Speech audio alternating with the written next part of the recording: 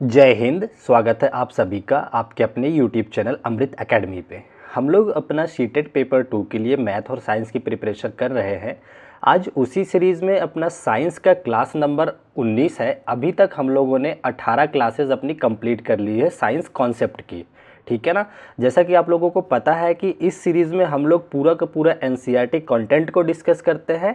After then हम लोग उससे रिलेटेड जितने भी प्रीवियस ईयर क्वेश्चन आए हुए हैं उनका डिस्कशन करते हैं, ठीक है। तो 18 नंबर की क्लास में, जिसको कि पार्ट 1 है आपका फूड का, ठीक है, वहाँ पे हम लोगों ने पूरा का पूरा एनसीईआरटी का कॉन्सेप्ट अच्छे से समझ लिया है।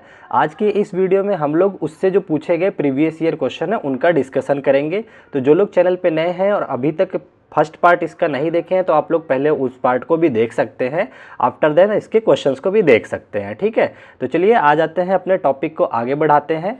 आज की क्लास काफ़ी ज़्यादा इंपॉर्टेंट होने वाली है क्योंकि यहाँ से बहुत बार क्वेश्चन पूछता है सीटेट, ठीक है। तो चलिए देखते हैं आगे अपने क्या क्या क्वेश्चन आए हुए हैं, ठीक है। तो देखिए पहला क्वेश्चन आपकी स्क्रीन पे दे रखा है। बहुत ध्यान से क्वेश्चन को आपको पढ़ना है, फिर आंसर करना है, ठीक है। यहाँ पे देखिए मैच द कॉलम का क्वेश्चन है। पहला आपसे कह रहा है कि कॉलम ए में दी गई मदों कॉलम बी की मदों से मिलान करना है, ठीक है ना। तो देखते हैं कॉलम ए में क्या दे रखा है और कॉलम बी में क्या दे रखा है। तो कॉलम ए में आपको विटामिन्स के नाम दे रखे हैं और बी में उससे होने वाले रोगों के बारे में बताया गया है, आपको मैच कराना है, ठीक है। तो देखिए पहला ऑप्शन जो दे रखा है इसमें कह रहा है विटामिन ए। तो विटामिन ए की कमी से कौन सा रोग होता है? तो आप लोगों को पता है, मैंने कॉन्सेप्ट क्लास में अच्छे से सारा डिस्कशन कराया है, पूरा एनसीईआरटी की लिस्ट मैंने बताई थी। आपको पता है कि विटामिन ए की कमी से लॉस ऑफ विजन यानी कि दृष्टिहीनता का रोग होता है। तो ए जो है आपका मैच हो जाएगा किसके साथ? फोर्थ के साथ। तो जरा देखो ए फोर्थ के साथ कहाँ कहाँ हो रहा है? ए में हो रहा है, बी में हो रहा है, सी में नहीं हो रहा है, 6 हो रहा है। तो सी वाला ऑप्शन तो ऐसे ही आपका कट गया, ठीक है। अब आ जाते हैं, जरा बी को देखो, कह रहा है विटामिन बी। विटामिन बी की कमी से आपका कौन सा रोग होता है? तो आप लोगों को पता होगा कि विटामिन बी की कमी से बेरी बेरी रोग होता है, ठीक है, जो कि 5th पे दे रखा है।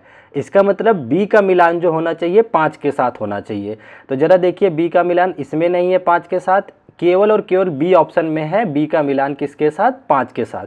तो आप इस तरीके से ऑप्शन एलिमिनेट करके भी आंसर दे सकते हैं। सारे ऑप्शन आपको चेक करने की ज़रूरत नहीं होती है।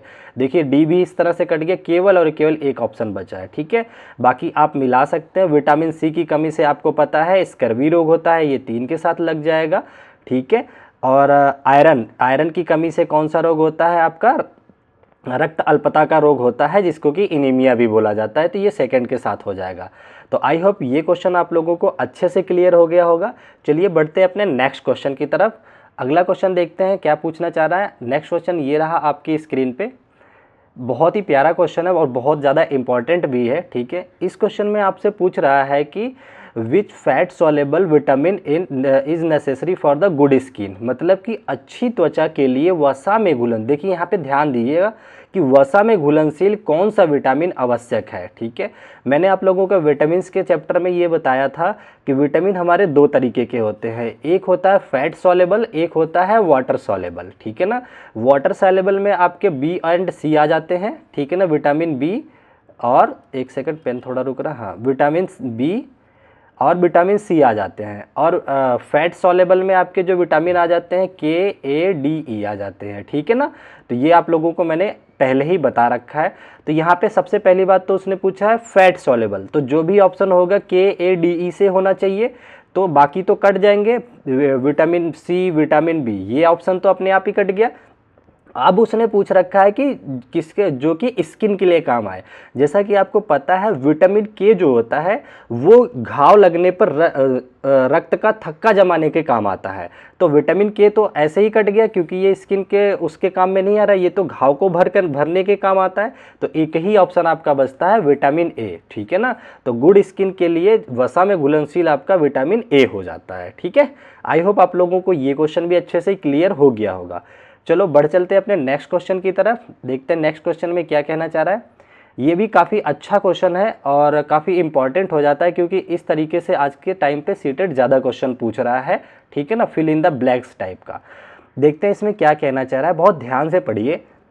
यहाँ कह रहा है आपसे कि थायराइड ग्रंथि के उपयुक्त कार्य के लिए, अब यहाँ पे खाली जगह दे करके ए लिखा है। तो तो ध्यान से पढ़ो लगातार इसको कि थायराइड ग्रंथि के उपयुक्त कार्य के लिए एक ही आवश्यकता होती है।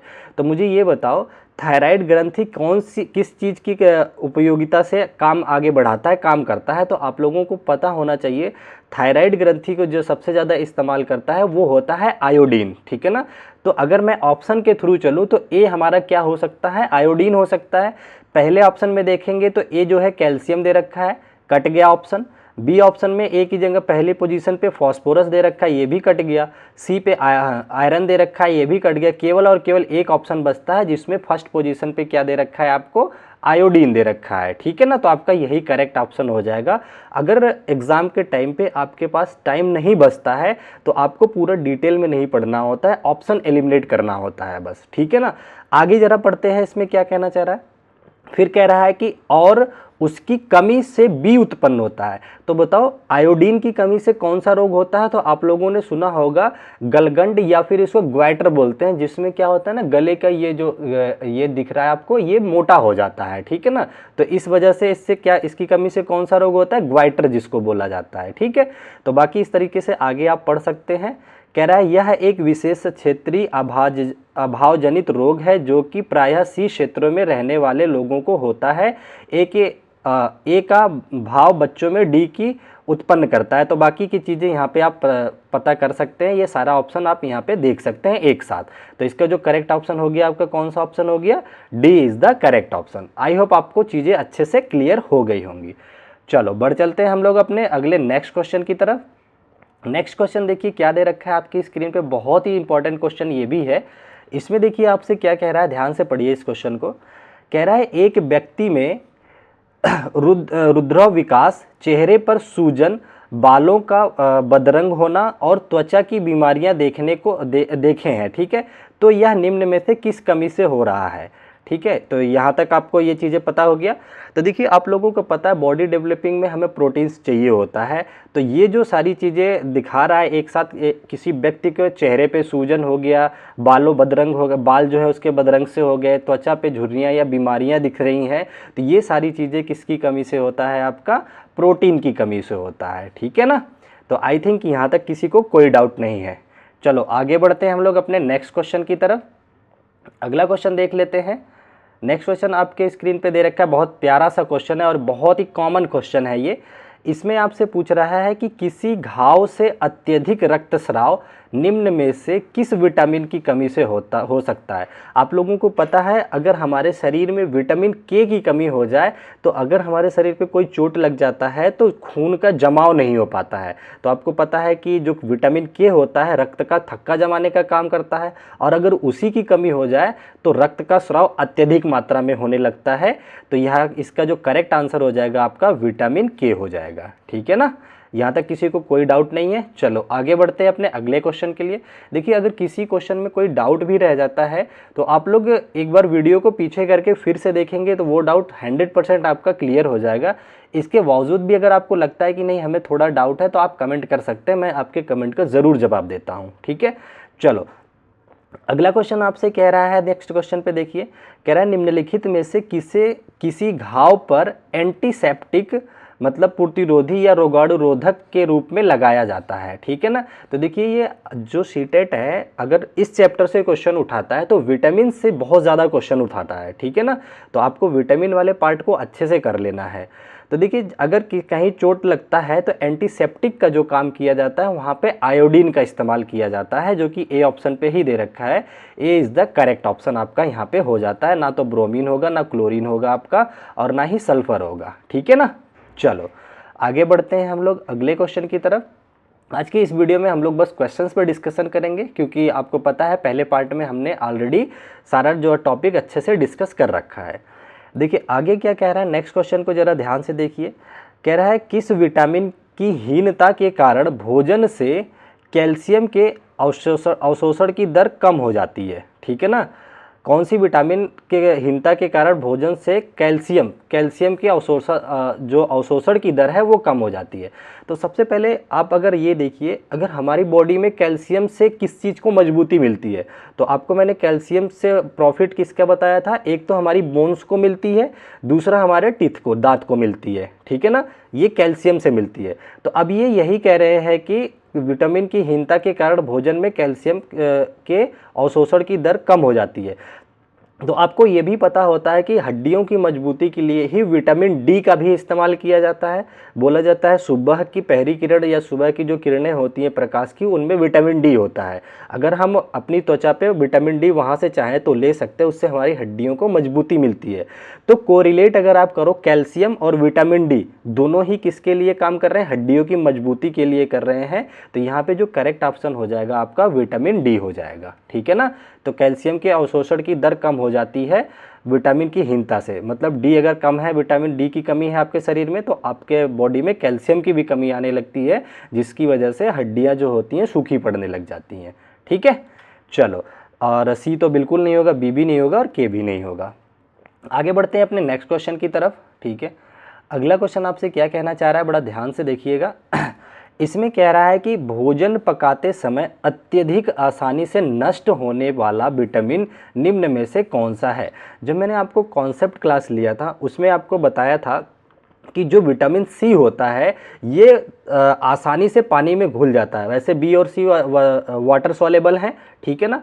तो इनको जब आप पकाते हैं तो विटामिन सी बहुत जल्दी नष्ट हो जाता है। तो यहाँ पे जो करेक्ट आंसर होगा विटामिन सी होगा। इसीलिए आप लोगों ने देखा होगा कि जो खट्टे फल होते हैं हम लोग उसे बिना बॉयल किए खाते हैं। कभी आप लोगों ने देखा है कि ये संतरे को बॉयल करके खाते हुए, ऐसा कभी नहीं देखा होगा, ठीक है ना। तो क्यों, क्योंकि उसमें से जो विटामिन सी होती है नष्ट हो जाती है बॉयल करते टाइम। तो इसका जो करेक्ट आंसर हो जाएगा डी ऑप्शन आपका करेक्ट हो जाएगा। आगे बढ़ते हैं अपने अगले ऑप्शन की तरफ, अपने अगले क्वेश्चन पे। नेक्स्ट क्वेश्चन देखिए ध्यान से, क्या कहना चाह रहा है आपसे।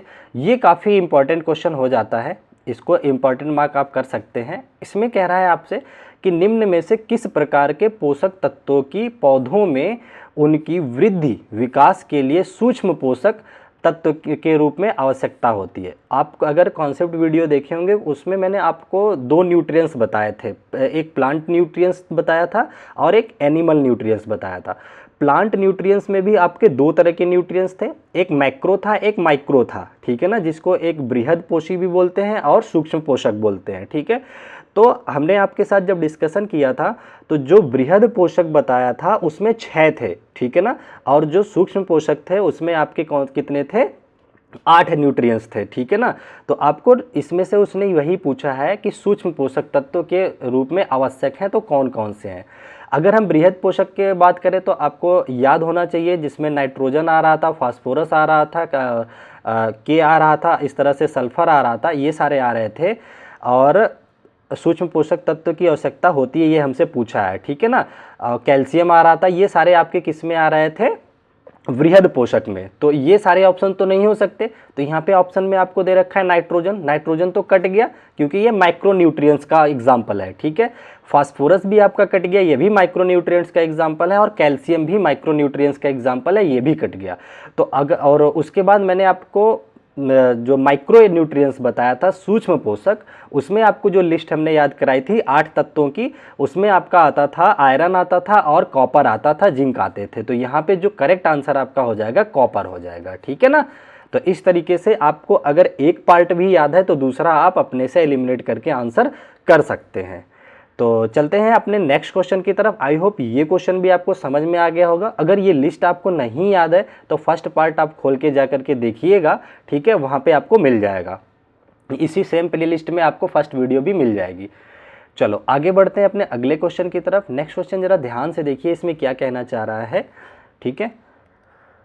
अगला क्वेश्चन आपसे इसमें कह रहा है कि संतुलित आहार में कौन से घटक अत्यधिक ऊर्जा प्रदान करते हैं, ठीक है ना। तो मैंने आप लोगों को क्लास 6 की एनसीईआरटी का जो चैप्टर 1 और 2 मैंने करवाया था, उसमें आपको संतुलित आहार के बारे में बताया था। तो जो हम ह्यूमन होते हैं, सबसे ज़्यादा अगर हमें किसी से प्रोटीन मिलता है घटक से, तो उसमें सबसे ज़्यादा जो प्रोटीन लेते हैं हम लोग कार्बोहाइड्रेट और वसा, ठीक है ना। तो आप लोगों को मैंने ये भी बात बोली थी उस टाइम पे, जो हम लोग मिडिल क्लास के होते हैं, जितने ज़्यादा चीज़ें हम लोग ज़्यादातर खाते हैं, जैसे रोटी, दूध, चावल, गेहूँ, ये इन सारी चीज़ों में कार्बोहाइड्रेट सबसे अधिक पाया जाता है, ठीक है ना। तो इसमें यही पूछ रहे हैं कि संतुलित आहार में कौन सा घटक अत्यधिक प्रदान करता है, तो ये सबसे अधिक ऊर्जा प्रदान करता है हमें कौन सा, वसा और कार्बोहाइड्रेट। एक चीज़ और याद रख लो, अगर कभी आपसे पूछता है कि समान मात्रा में आपके पास कार्बोहाइड्रेट भी है और समान मात्रा में आपके पास वसा भी है, तो दोनों में सबसे ज़्यादा ऊर्जा कौन देगी, तो आपको जो फैट है, वसा है, वो अत्यधिक ऊर्जा देती है। क्लास 6 का फैक्ट है आपका एनसीईआरटी का, ठीक है। तो यहाँ पे जो करेक्ट आंसर हो जाएगा आपका बी ऑप्शन करेक्ट हो जाएगा। कार्बोहाइड्रेट और प्रोटीन तो होगा नहीं, वसा और रेसा भी नहीं होगा, विटामिन और प्रोटीन भी नहीं होगा, कार्बोहाइड्रेट और वसा होगा, ठीक है। चलो आगे बढ़ते हैं अपने अगले क्वेश्चन की तरफ।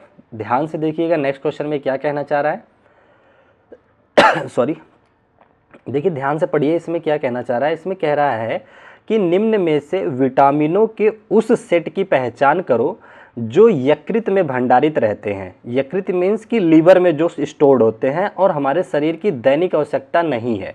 सबसे पहली बात तो देखो, ये क्वेश्चन को थोड़ा सा लैंग्वेज को घुमाने की कोशिश किया है। यकृत भंडारित का मतलब भी कह रहा है, मतलब वो यही कह रहा है कि जो वसा में सॉल्युबल होते हैं। आप लोग जब बायो पार्ट में पढ़ाऊंगा उसमें आपको पता है जो लीवर होता है वो फैट को पचाने में काम करता है, ठीक है ना। तो कुल मिलाकर के ये यही आपसे पूछना चाह रहे हैं कि वो कौन से विटामिन है जो वसा में घुलनशील है। बस यहाँ पे लैंग्वेज चेंज कर दिया है, यकृत यानी कि लीवर बोल दिया है, ठीक है ना। तो लीवर में भंडारित होते हैं या वसा में घुलनशील होते हैं, उसको आपको बताना है। तो बी और सी ये दोनों केवल हैं जो वाटर में सॉल्युबल हैं, ठीक है ना। तो ये आपका कट जाएगा, बाकी सारे आपके आंसर में आ जाएंगे। तो देखिए यहाँ पे भी सी आ गया, तो पहला ऑप्शन तो हो नहीं सकता। यहाँ पे भी सी आ गया, ये भी नहीं हो सकता। और कहाँ पे थर्ड ऑप्शन में भी देखिए बी ऑप्शन आ गया, बी आ गया, विटामिन बी, तो ये भी नहीं हो सकता। एक ही ऑप्शन बचा है आपका, ये आपका करेक्ट आंसर हो जाएगा ए डी ई के, ठीक है ना। तो इसको आप चाहे यकृत में भंडारित की तरह से याद रखो या वसा में सॉल्युबल याद रखो, दोनों ही इसके करेक्ट आंसर होते हैं। चलो आगे बढ़ते हैं हम लोग अपने अगले क्वेश्चन की तरफ। नेक्स्ट क्वेश्चन में देखते हैं क्या कहना चाह रहा है। देखिए नेक्स्ट क्वेश्चन कह रहा है आपसे कि निम्नलिखित में से कौन सा विटामिन वसा में घुलनशील है। तो देखिए घुमा फिरा के वही चीज़ें पूछ रहा है आपसे, वाटर सॉल्युबल और क्या कहते हैं फैट सॉल्युबल, दो ही तरीके के विटामिन हैं, उन्हीं को घुमा फिरा के आपसे क्वेश्चन पूछ रहा है। कह रहा है विटामिन वसा में घुलनशील है। तो वसा में कौन से घुलनशील है, आपको बताया था कीड़ा करके भी आप याद कर सकते हैं, KEDA, ठीक है। तो आप पहचान लीजिए, सी तो हो ही नहीं सकता, विटामिन बी और सी, तो ए ऑप्शन कट गया। विटामिन ए और बी सी ये भी नहीं हो सकता आपका। थर्ड ऑप्शन में आपको दे रखा है विटामिन ए आ गया, तो ये भी नहीं, सॉरी ए तो हो सकता है आपका, बी और सी नहीं आना चाहिए ना, तो यहाँ भी आया, यहाँ भी आया। और डी ऑप्शन में भी देखिए सी आ गया, ये भी कट गया। केवल एक ऑप्शन बचा, सी ऑप्शन। यहाँ पे आपको दे रखा है vitamin A, vitamin D, vitamin E, ये सारे क्या हैं, वसा में घुलनशील है, ठीक है ना। तो ये आपको अच्छे से याद रख लेना है कि कौन किस में घुलनशील है। चलो आगे बढ़ते हैं हम लोग अपने अगले क्वेश्चन की तरफ। नेक्स्ट क्वेश्चन देखिए, काफ़ी लेटेस्ट क्वेश्चन है आपका। इसमें क्या पूछ रहा है, ध्यान से ज़रा पढ़िए। इसमें पूछ रहा है कि आपसे कि नीचे कुछ खाद्य पदार्थ दिए गए हैं, ठीक है ना।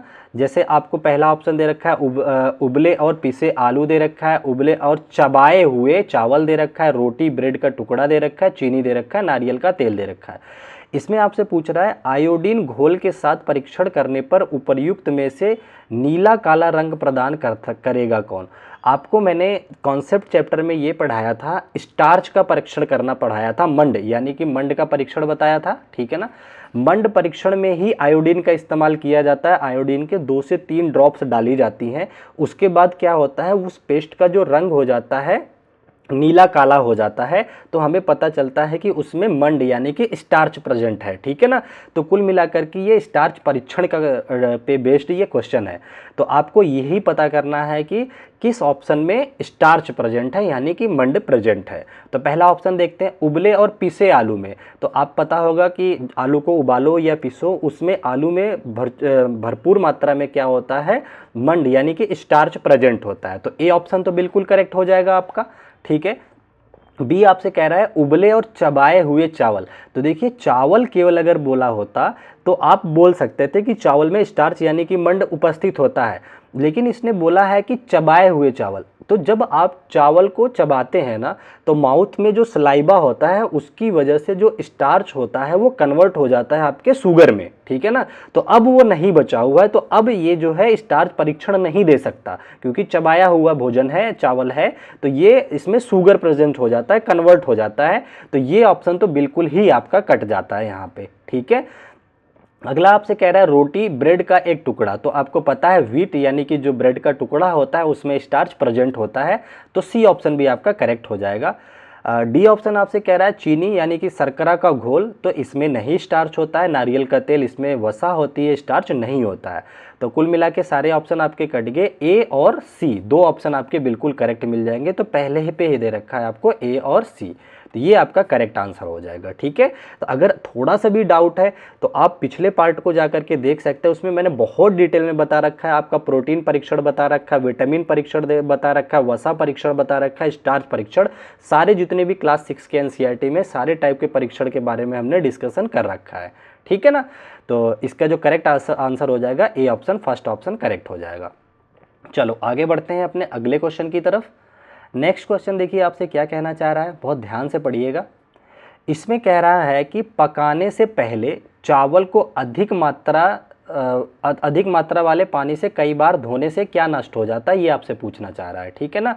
तो देखिए एक चीज़ का ध्यान दिया करिए, जब भी अगर आप घर में चावल बना रहे हैं तो उसको बहुत ज़्यादा नहीं धुलना होता है, 1 से 2 बार ही धुलना होता है, क्योंकि अत्यधिक धुलने से चावल के अंदर जो विटामिन बी होता है, प्रेजेंस होता है, जैसा कि आपको पता है कि विटामिन बी जो है वाटर सॉल्युबल है, तो आप अगर धुलते हो तो वो डायरेक्ट रूप से ही वाटर में घुल जाता है, वो भी धुल जाता है, विटामिन बी भी नष्ट हो जाता है, ठीक है ना। तो ये यही पूछना चाह रहे हैं, अत्यधिक मात्रा में धुलने पे क्या होगा, तो विटामिन बी जो है वो आपका क्या हो जाएगा, नष्ट हो जाएगा, ठीक है। चलो आगे बढ़ते हैं, देखते हैं और भी कोई क्वेश्चन है क्या अपने पास। हाँ, एक और बेहद इंपॉर्टेंट क्वेश्चन यहाँ पे है अपने पास, इसको देख लीजिए। इसमें क्या पूछना चाह रहे हैं, ये कह रहे हैं कि सेल्यूलोज, ठीक है, बहुल खाद्य पदार्थ रुक्षास मानव के संतुलित आहार के आवश्यक अवयव माने जाते हैं, ठीक है। निम्नलिखित में से कौन सा एक कथन सेल्यूलोज के बारे में सही नहीं है। तो देखो अगर हम बात करते हैं सेल्यूलोज के बारे में, तो इसमें सही नहीं है, जो ह्यूमन बॉडी होती है, मानव होता है, वो सेल्यूलोज को नहीं पचा सकता है, ठीक है ना। मीन्स कि मानव के शरीर में सेल्यूलोज को पचाने के लिए एंजाइम्स नहीं अवेलेबल होते हैं, तो यही इसके बारे में सही जो है सही है, ठीक है ना। तो यहाँ पे नहीं लगा है, तो यही करेक्ट आंसर हो जाएगा। यही तो इसने पूछना चाह रहा है कि सेल्यूलोज के बारे में सही है, तो ठीक है, यही हमें ढूंढना है। तो कह रहा है देखिए सी ऑप्शन, मानव में सेल्यूलोज पाचक एंजाइम नहीं होते हैं, बिल्कुल सही बात है, पाचक एंजाइम इसमें नहीं होते हैं, क्योंकि सेल्यूलोज को हम लोग नहीं पचा पाते हैं मानव, ठीक है ना। जंतु उसको पचा लेते हैं, क्योंकि आप लोगों ने पता होगा कि अपेंडिक्स को होता है पहले, अब जो हमारे शरीर में अपेंडिक्स है वो अवशेषी अंग हो चुका है। अपेंडिक्स के ही मजबूती की वजह से हम लोग ऐसी चीज़ों को पचा पाते थे पहले, ठीक है ना। तो अब ये चीज़ें नहीं है, तो हम लोग इसको पचा नहीं सकते। यहाँ पे जो करेक्ट ऑप्शन होगा आपका सी ऑप्शन होगा। बाकी के ऑप्शन को भी आप पढ़ सकते हैं। कह रहा है पहला ऑप्शन, सेल्यूलोज आसानी से छोटे छोटे अवयवों में टूट जाता है, जो रुक्षास के रूप में निष्कासित हो जाता है, ये बिल्कुल ही गलत है, सेल्यूलोज इतनी आसानी से नहीं टूटता है, ठीक है। बी ऑप्शन आपसे कह रहा है, मानव में उपस्थित सेल्यूलोज पाचक जीवाणु सेल्यूलोज को रेशों में परिवर्तित कर देता है, नहीं कर पाता है, पचा ही नहीं पाता, तो रेशे में कहाँ से कन्वर्ट करेगा। डी ऑप्शन कह रहा है आपसे, सेल्यूलोज एक प्रकार का कार्बोहाइड्रेट है जो मानव रुधिर में अवशोषित होकर ऊर्जा प्रदान करता है, ये गलत बात है, ठीक है ना। तो यहाँ पे जो करेक्ट आंसर होगा आपका सी ऑप्शन बिल्कुल करेक्ट हो जाएगा, थर्ड ऑप्शन आपका करेक्ट आंसर हो जाएगा। आगे बढ़ते हैं, देखते हैं और कोई क्वेश्चन नहीं। ये देखिए आज का अपना लास्ट क्वेश्चन था।